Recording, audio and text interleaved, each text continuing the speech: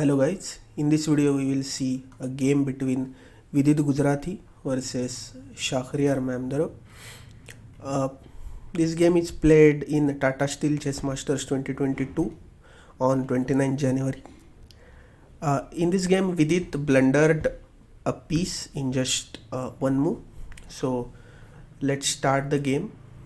So Vidit started with e4, Shak played e5, knight f3.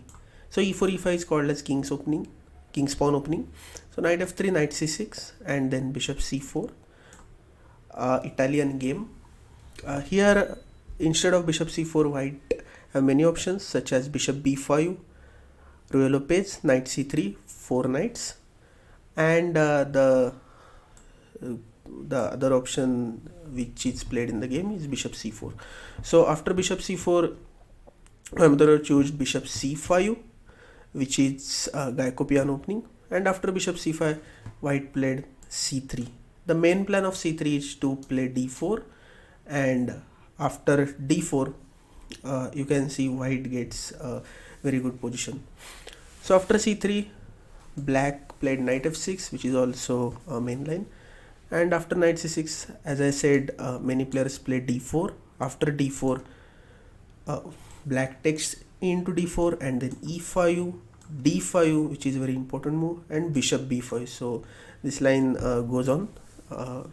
There is a very huge theory involved in this variation.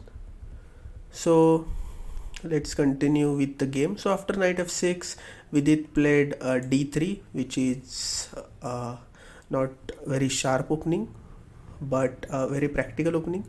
So after d3, black also played d6, short castle, and now black played h6.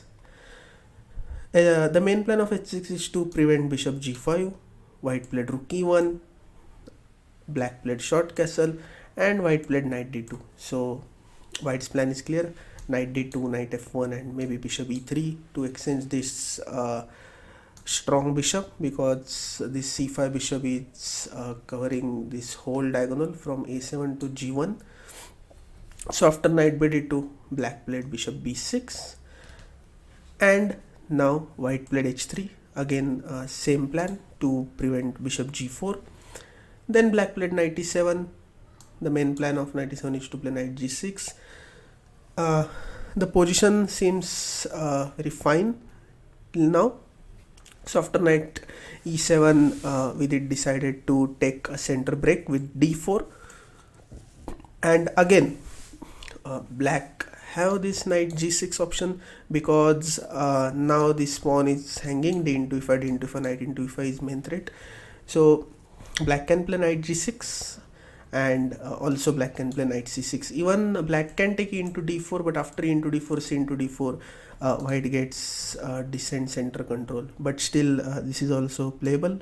Black can play d5 after this, but Mamedyarov chose to play knight c6, and now a4. So after a4, again Shak played e into d4, c into d4, and obviously knight into d4 is not working, because here white can play a5, and now knight into f3, knight into f3, bishop c5, and white can play bishop d2. The main plan of bishop d2 is to play b4, and this bishop is trapped. So still this is not a very bad position, but Shak chose to play d5 here instead of knight into d4. So after d5, e into d5, knight into d5, and b3. Again the plan is to play bishop a3, or just to support this c4 bishop. Then bishop e6, knight e4 to take a center control. Like the plan is to play knight c5, or maybe to develop this bishop or sacrifice at some point on h6. So after knight e4, black played rook e8, bishop b2, and Vidit should have played bishop d2 at least, because bishop d2 bishop b2 is not that great move. As you can see, this pawn is on d4, so there is no point in playing bishop b2, because you are the square on b2 is not that good for bishop. So even this diagonal is also fine for bishop. So after bishop b2, black played knight a5, white played knight e5, and now c6. White played queen f3, f6, knight d3, and bishop f7. So now you can see both players have some advantages and disadvantages. Like white's advantage is white's pieces are more developed than black, and you can see the pieces positions are also perfect. But white's main disadvantage is this d4 pawn is very weak. Like if black successfully removes his knight, then this d4 pawn is hanging. And the main disadvantage of black is the pieces are not well placed. Like you can see this knight is not at right position, or this bishop, the pawn structure is also very weak. So yeah, the position I will say is balanced. Both players have very good chances for victory.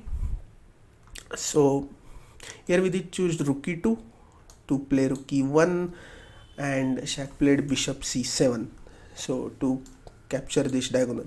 So after bishop c7, rook a e1, and now b6, bishop c1 again.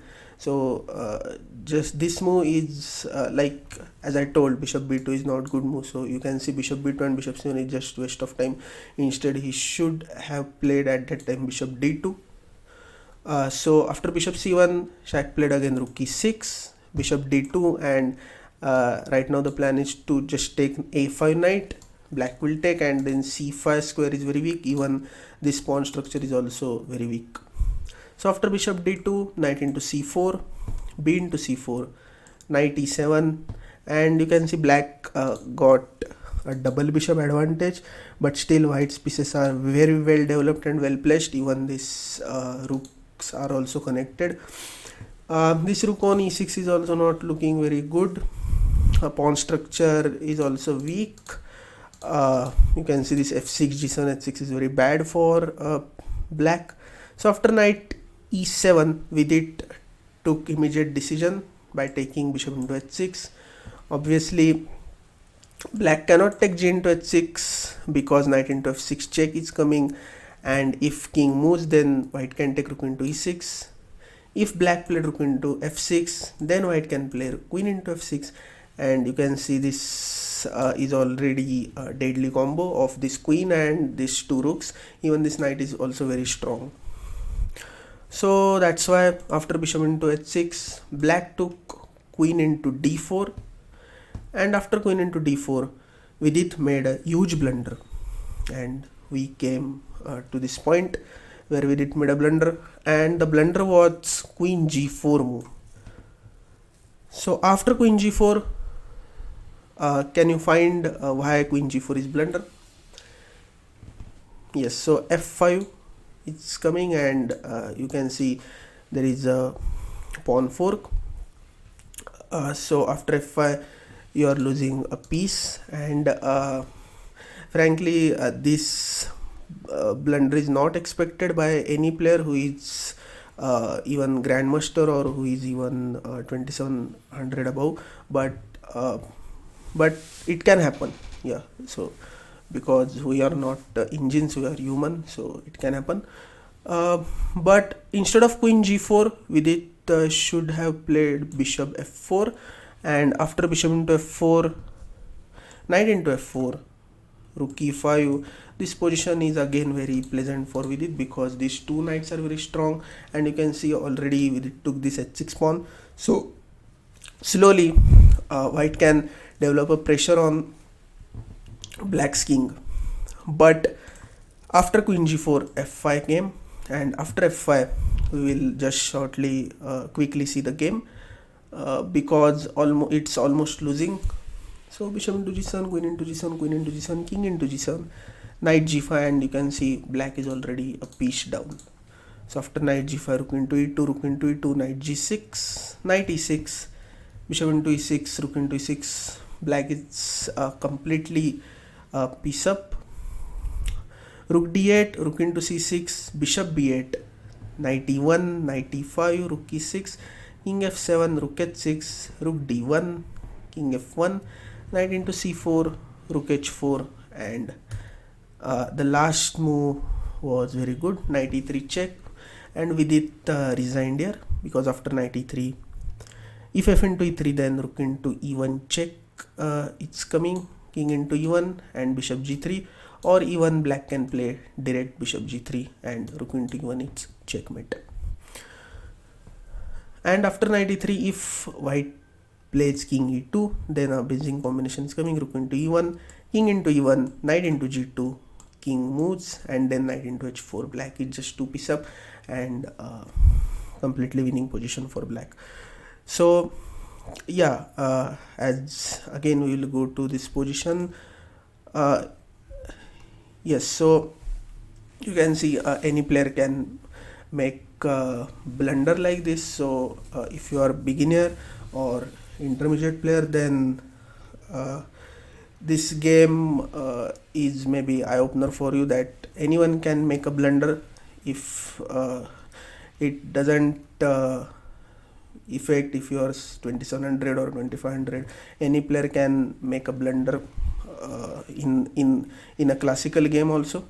So always play for win and don't accept draw at any cost if you are beginner. So this will be my suggestion.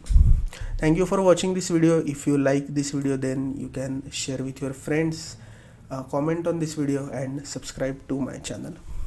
Thank you once again. See you in next video. Bye bye.